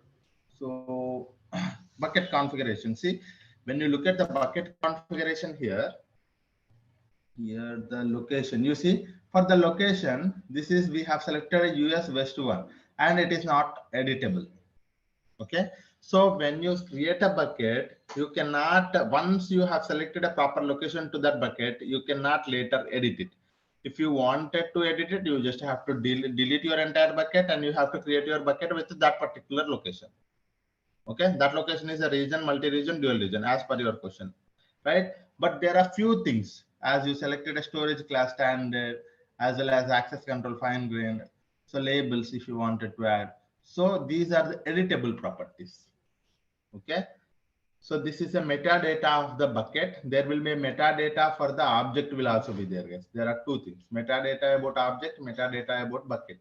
So in a metadata about bucket, you will be able to understand which properties can be changeable even after the bucket is created, and which properties cannot be able to change later after the creation of the bucket. Okay, so as we talking about, once a location is selected, location type region is selected, you cannot change it later. Hope I have answered your question. Yeah. Sir, one question. Yeah. So in terms of, suppose we create a bucket and we have it in one region, and suppose we don't want to delete that bucket, we just want to replicate that bucket and keep a duplicate of that, and with added functionality in terms of adding location as well. So can we do that? Yes. So this is for, it's a one scenario that what you wanted to do is like you have 2 buckets, right? It's 2 buckets, right? It's not only 1 bucket, right? So as I told you, because I'll tell you why I said 2 buckets, because when you wanted to create a bucket, the name of the bucket is globally unique name. Okay, you cannot give a same name to the 2 buckets. First thing. Okay, so when you give it 2 names, that means if they are two buckets, right? So what do you wanted to do is like whenever I upload a 1 file to 1 bucket, you wanted to have that same file in 1 more bucket also, because you wanted to copy the data. So that kind of scenarios that we can see in our upcoming topics, because I have such kind of scenarios we can easily have with help of the cloud functions. I will create a 1 cloud function code. That cloud function code will be doing is like, it is a serverless platform. In the backend, what it will do, it will try to copy whatever the data that you are uploading to the 1 bucket, and it will copy it to the 1 more bucket, so that whenever you do that activity, it will be backend, it will be doing this activity as well, so that there is a copy of your data. Okay. Okay, got it. Yeah, this can be done. Yes, we will be having such kind of scenarios, plenty of practical scenarios we are seeing, And I want you to, if you are coming across such kind of a scenarios in your company also, you tell me, we will implement that solution. Okay, so that we will do, guys. Okay, I just don't wanted you to tell you a course and stop it here. I just want you to, if you guys have such kind of a scenario, sir, I am facing this kind of a problem, so can we implement such kind of a solution, or can we at least see an architecture for this solution? So that kind of scenarios we will see if you are coming across. So please let me know, that's not a problem. And someone is asking a question, can you teach how to create a bucket via SDK? Sir, yes, we will create a bucket with the help of the Cloud Shell. Yes, of course. So I will tell you how to create a bucket two ways, sir. You can also see here. So because each and every, I want you to understand this point. I think I might not have told you this point. So let me tell you this point. Where is this? Yeah. So, sir, very important thing. I will write it here. There are two ways. There are more ways, but mainly two ways for me. Two ways to interact with GCP services. There are actually two ways for me. Okay, I don't know how people say, but for me, in my classes, I will tell there are two ways if you wanted to interact with the GCP services. One is UI, one more is code. Okay, one UI is nothing but a control. Code is nothing but a Cloud Shell or Cloud SDK. Okay, or SDK, Cloud SDK. Okay, this is what. In UI, we know that how we are interacting with the help of the user interface, nothing but a drag and drop, clicking something. That is what is a UI. If you wanted to interact with the services, if you wanted to use any service in the GCP, you can go with this way. Okay, this is a manual process. Sir, I wanted to create a bucket, or I wanted to delete something, or I wanted to interact with the Google Cloud Storage. You can also interact from the code, that is Cloud Shell or Cloud SDK, from anywhere. So these things also we will be seeing, guys. It is not that we are also looking, because I wanted to understand the concepts via UI, but tomorrow I wanted to automate it with the help of the code, because we are not just stopping here, because there are professionals who are automating the processes. Automating can only be done with help of the code. So there are two ways to interact with the GCP services.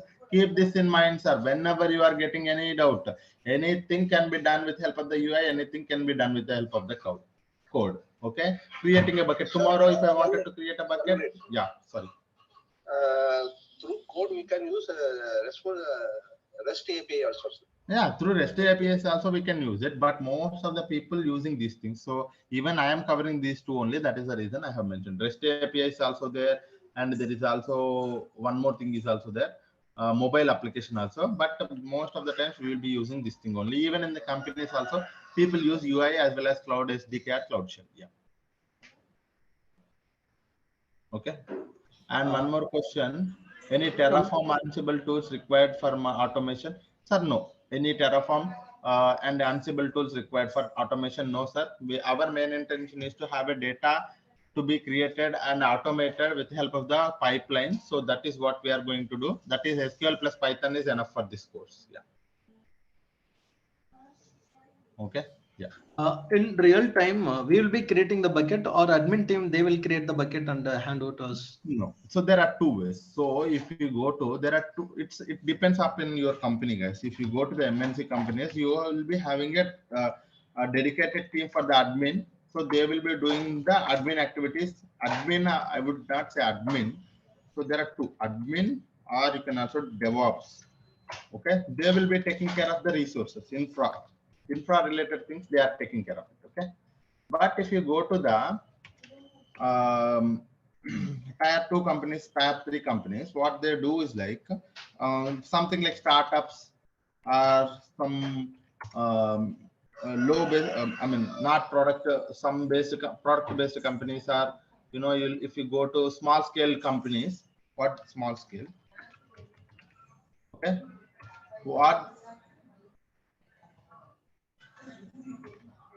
what they do is like they will provide an entire, because it is a small startup company, and you have to do everything on your own. In that case, you will be getting a chance to work on the UI. You will be getting a chance to creating a bucket, anything. You yourself have to work with the admin activities as well. That means IAM, all of those things, and permissions, roles. You yourself have to create a bucket. But when you are going to the MNC companies, most of the times they will not providing you access to do that.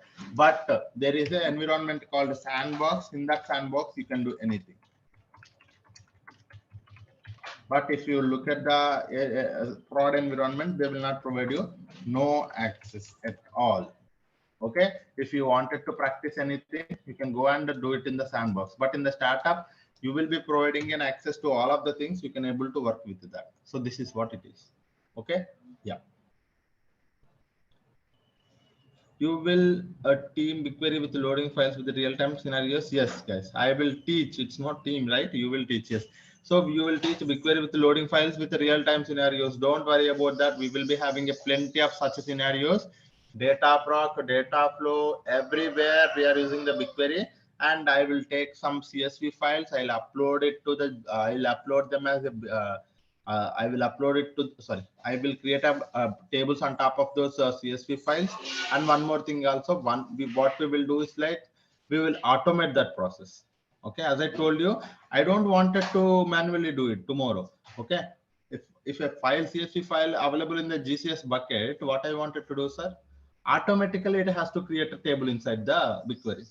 Okay, that automatic scenarios we will see. Don't worry about that, sir. Plenty of automations, plenty of scenarios, topics, real-time things we are going to see in our thing, guys. Don't worry about that. Yeah, just to focus on the knowledge, you will be able to get a lot of you know, real-time scenarios from me. The only thing is like, please be attentive during the class. Yeah, yeah. Now, so this is enough for today. What I will do is like I will try to tell you how to create an account. So we will see tomorrow rest of the concepts. Okay. Now let us see how to create a bucket. Sorry, it's already 8:20, guys. Okay. So let me. Can we see it tomorrow or shall we see it today itself? Sir, I would tell you. So some people are asking for the. Yeah. Some people are asking for the slides and some people are asking. So slides I may not be sharing with you, but what I will do is like I will share you the material. Okay, what is that material? It is a very robust, and you see the material for the Google Cloud Storage tomorrow. Today we have seen, right? What is the Google Cloud Storage? This is access to my notes I will give you, sir. What is a GCS? How to create a bucket? All the concepts, high level concepts. And note, oh, here I have mentioned, sir, whenever you use any service in the Google Cloud platform, okay, this is one more thing, two costs associated. One is storage cost, retrieval cost. Tomorrow we will see this point. Okay, so these notes I will provide it to you guys. Okay, I will provide access to the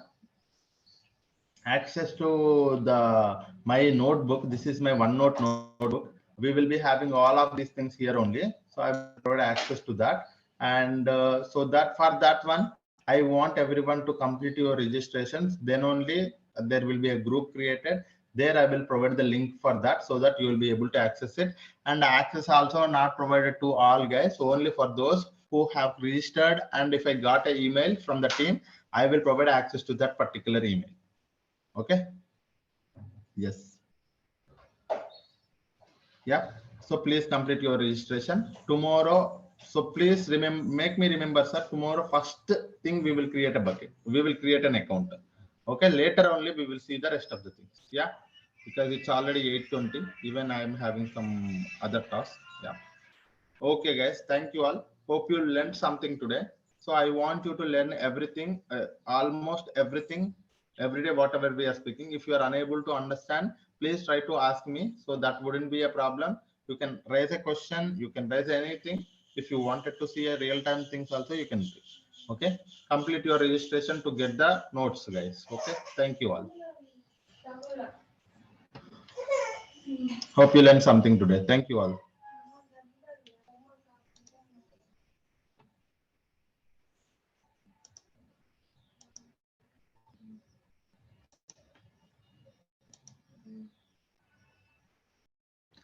Hello guys, very good morning everyone. Hope you guys are doing good. Welcome to the session today. So let us start the session. If you remember, yesterday we had discussed about the introduction of the Google Cloud Storage, right? What is a Google Cloud Storage, guys? Google Cloud Storage is a one of the fully managed service. What does that mean? One of the fully managed means fully managed is nothing but all the resources required for the managing the files as well as storing the files and retrieving will be taken care by the GCP itself. We need not to worry about that thing. The only thing we have to worry about is like how to create a bucket and how to upload a file, and after that how to make sure the data is controlled and need not to worry about the resources required to build this GCS. And one more thing we have to worry about, what are the storage classes we need to take care of it, and the location as well as object version. And what kind of a tool it is, guys, if you ask me, a Google Cloud Storage is a service for storing your any type of a data, any kind of a data, any number of files we can store here. And how the Google Cloud Storage operates? Google Cloud Storage operates via bucket, okay, and objects. What is a bucket, guys? A bucket is nothing but a container to store your objects. And what is your file object, guys? Object is nothing but a file. Okay, it allows worldwide storage and retrieval. It is a scalable and secured platform. So this is all about a introduction to the Google Cloud Storage. Now the question is how to create a bucket. Sir, as I told you, if I wanted to work with any of the service in the GCP, there are two ways. One is via console, one more is via command line tool. Okay, so let me open. Okay, so if I wanted to work with a uh, interactive,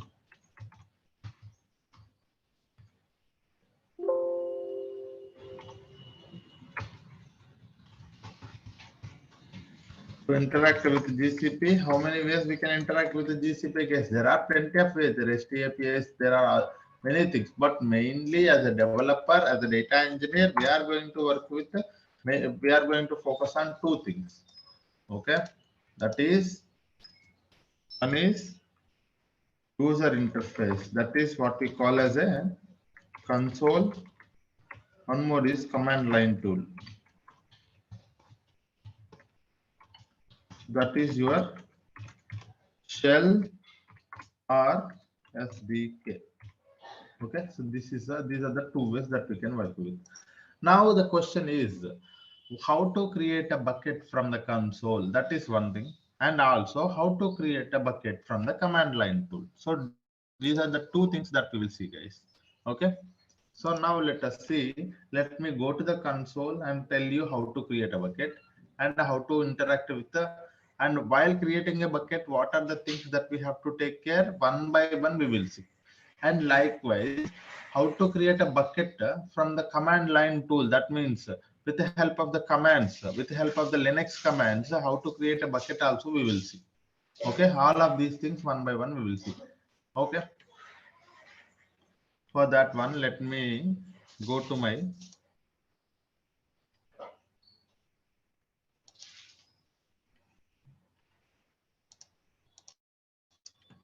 let me go the console.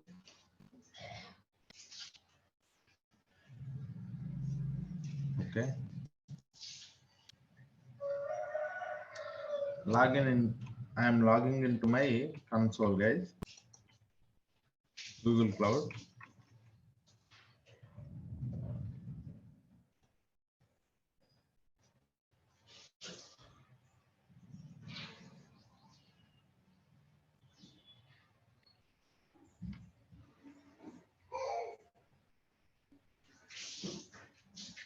Okay, so let me first give you an introduction to the Google Cloud platform here, the interface.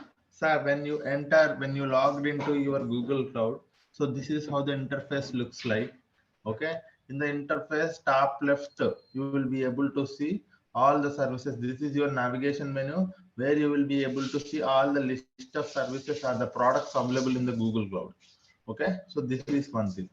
And one more thing, once you have here, so everything is worked by project, guys.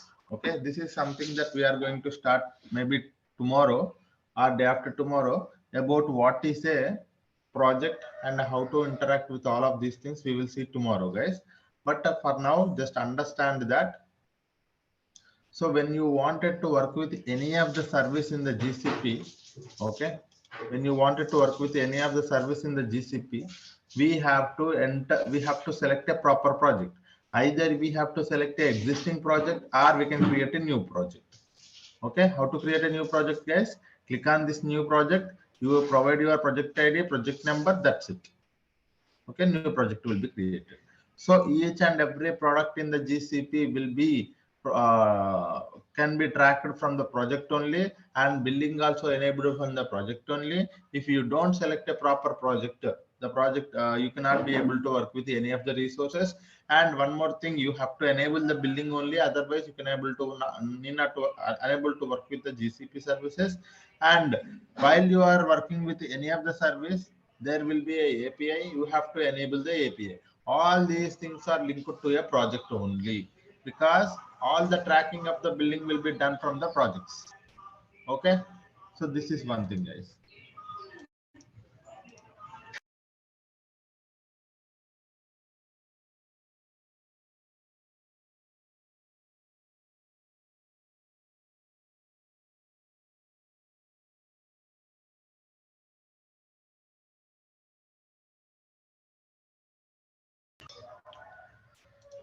Okay, now once you have here, sir, if you wanted to work with any of the service in the GCP, either you can go to the left navigation menu, select that service. Like if you are working with the Google Cloud Storage, you can select here. No, you wanted to directly select it, you can directly set that particular service. You can also select from here. Okay, Google Cloud Storage. And after that, sir, there is a free trial status, how much amount of money that is left in your free trial status and how many days it is, you can able to see from here. Okay, and here this is where you can able to activate your Cloud Shell, sir. If we wanted to work with the Cloud Shell, nothing but a command line tool, where this is where the place you have to go and click on activate the Cloud Shell. When you click on activate the Cloud Shell, one more at the bottom you will be able to see a command line tool will be opened for us. It takes like almost 30 seconds. For the first time it can take 30 to 40 seconds. You see here a Cloud Shell terminal will be opened for us. Okay, so this is a we will see what is actually a Cloud Shell and what kind of a tool it is and how to an introduction to the Cloud Shell also I will tell you guys. But now let us not worry about that. And after that, this is where you will be able to see all the notifications when you create a bucket, when you delete a bucket, when you move something, you will be able to see here. And the settings, if you wanted to go to the project settings, you can go from here. And all the, if you wanted to add one more account, a sign out account, and you wanted to look at your account details, so from here you will be able to do it. So this is all about the interface of the Google Cloud, guys. In a Google Cloud, you will be able to have a navigation menu for selecting the each and every service, or go to the search box for selecting a proper service. And one more thing is like, you can select a proper project here. Either you can select an existing project or create a new project. And here you can go to the project settings as well from here. Okay. And one more thing is like activate Cloud Shell. So you can able to see the Cloud Shell was activated. You will be able to see. So whenever you are working from the console, also the very first thing is like you select a project, right? Likewise, whenever you work from a Cloud Shell, also you select a proper project. Okay, so this project by default the this project is selected. How I know every project is tracked with the help of their project ID, guys. So this is your project ID, arboreal avatar, right? Here you see arboreal avatar. So this is your project ID. And if you wanted to select one more project from the Cloud Shell, so the thing here is like you have to mention this one, Google Cloud config set project, and that project ID you have to mention, so that you will be able to enter one more project. And here from the console, if you wanted to go to a one more project, you directly click on that one. So like how you are clicking on this one, you click on one more project, that project will be selected. So if you are working in that project, that means all the building will be enabled to that particular project only. Okay. So this is what is all about the introduction to the GCP console as well as Cloud Shell, guys. And I want you to understand what is a Cloud Shell also now. Okay, I think, do I have somewhere the Cloud Shell information? No.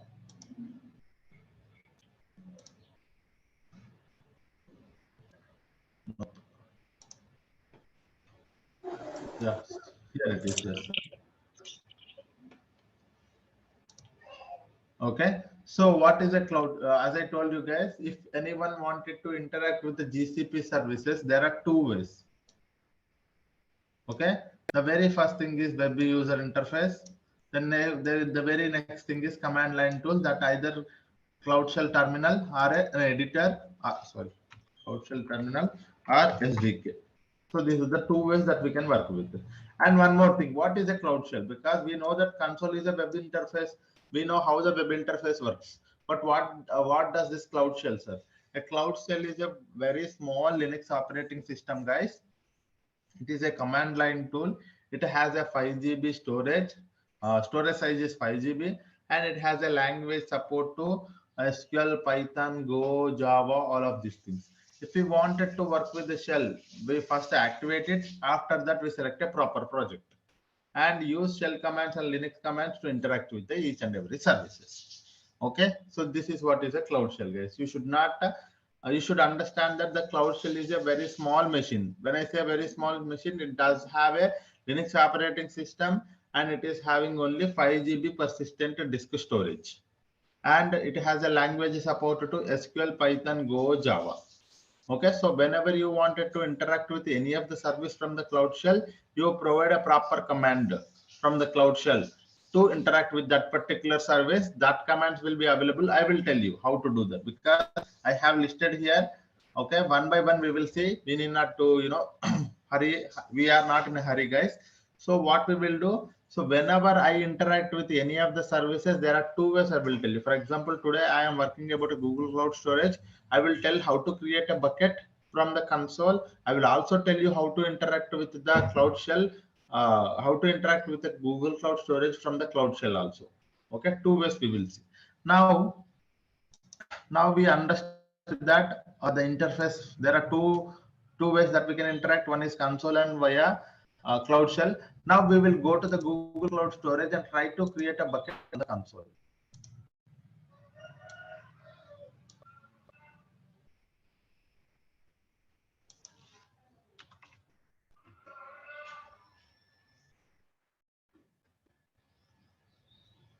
Hello.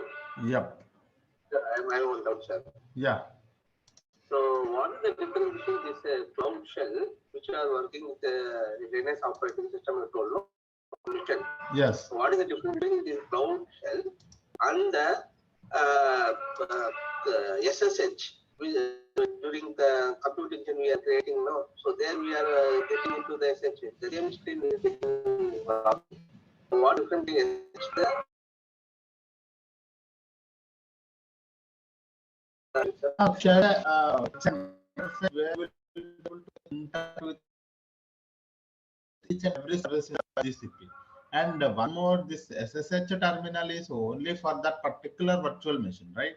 So you cannot interact with all the GCP services. If you want to interact with that particular virtual machine, what you provide some commands, you wanted to upload some file, you wanted to delete some file, you wanted to see some information, you wanted to access some information, you wanted to provide some permission. So all of those things are related to that particular virtual machine. Okay, there also you will be using a Linux commands, and those commands are also similar. But the thing is, like, it is only specific to that virtual machine. But here, Cloud Shell is a overall service or in general service or a primitive service where you can able to interact with each and every service in the GCP. All the resources, all the permissions, everything can be done from the Cloud Shell as well. So that is the main difference, guys. Okay. Okay, sir. Then what is the purpose of SSH, sir? We can directly interact with what are the comments we are giving in SSH? The same No. command we can So you have to understand that one more thing is like, if I wanted to interact, because see, a virtual machine, as I told you, you have to understand this thing as well. A cloud shell is a small machine. When I mention a small machine, it have only the 5 GB persistent disk storage. And when you go to the virtual machine will be having a lot of storage. Sir, I wanted to move a file from a file of 10 GB to a virtual machine. That I can do, but I cannot load it to the Google Cloud Shell, right? Because it has only 5 GB. When I say 5 GB, you can only store until 4.5 GB of storage only. So it's not possible. But when I say virtual machine, you can able to store any amount of data as per your storage requirements. If you have given a configuration of storage like 500 GB, you can store 500 GB also. You can store 1 TB also. According to your requirement, you create a virtual machine. But it is not. It is just a small machine to interact with this and that. But it is not for running a heavy things. Okay, even you go for a heavy complex things, it will not. It will struck because it's a very small machine. But SSH terminal is a very.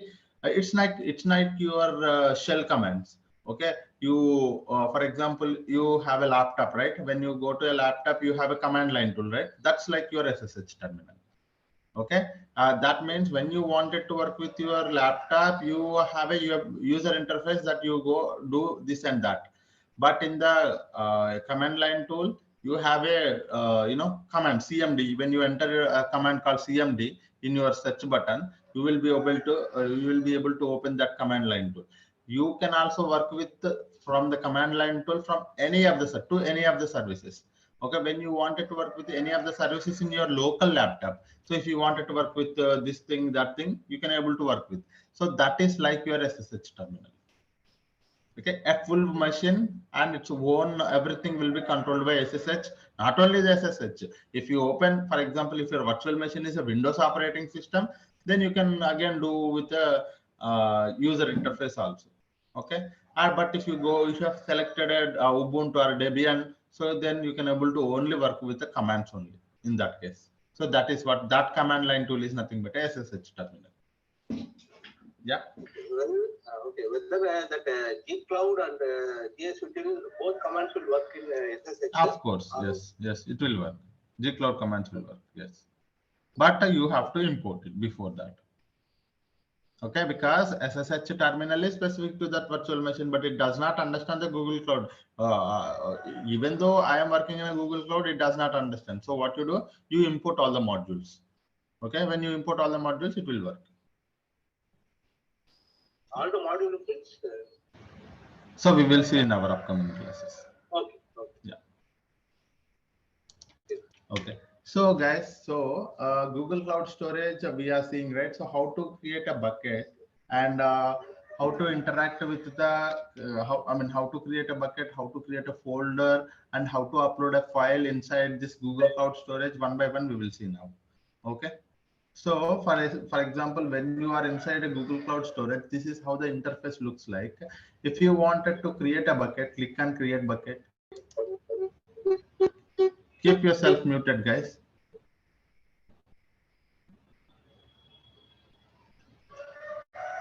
Okay, when you click on a create bucket, so as I told you, there are few things that we have to remember while creating a bucket.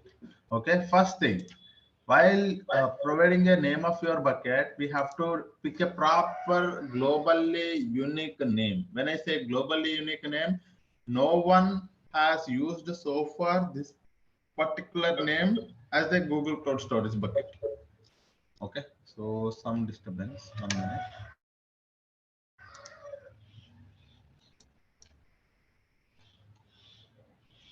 Yeah. So, when I say globally unique name, so far no one has used this name as a Google Cloud Storage bucket. No one, when I say it's not me, it's not you, it's everyone. Whoever so far worked on the Google Cloud Storage, for example, I did not create a bucket with the name of the bucket called a bucket. Okay. But someone might have used it. Okay. So this bucket name is already taken. bucket 1, bucket 2, bucket 3, something like that. If you give a normal name, it might have created by someone might have used this kind of a bucket name already. So you cannot be able to create it. So it should be a properly unique name so that you can able to give that to your bucket. So for now, I am going to give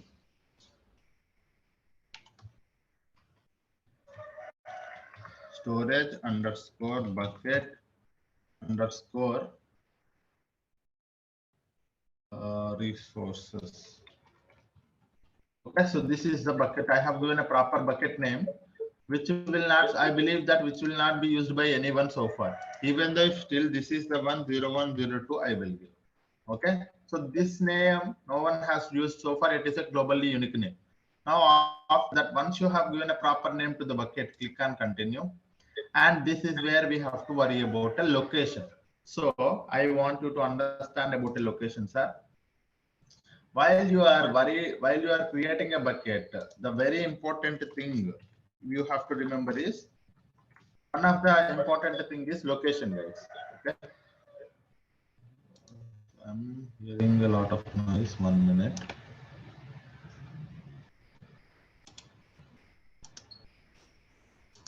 Okay, location. So there are three there are three types of locations available inside when you wanted to create a bucket. One is region, one more is dual region, one more is multi-region. Okay. So these are the three things, sir.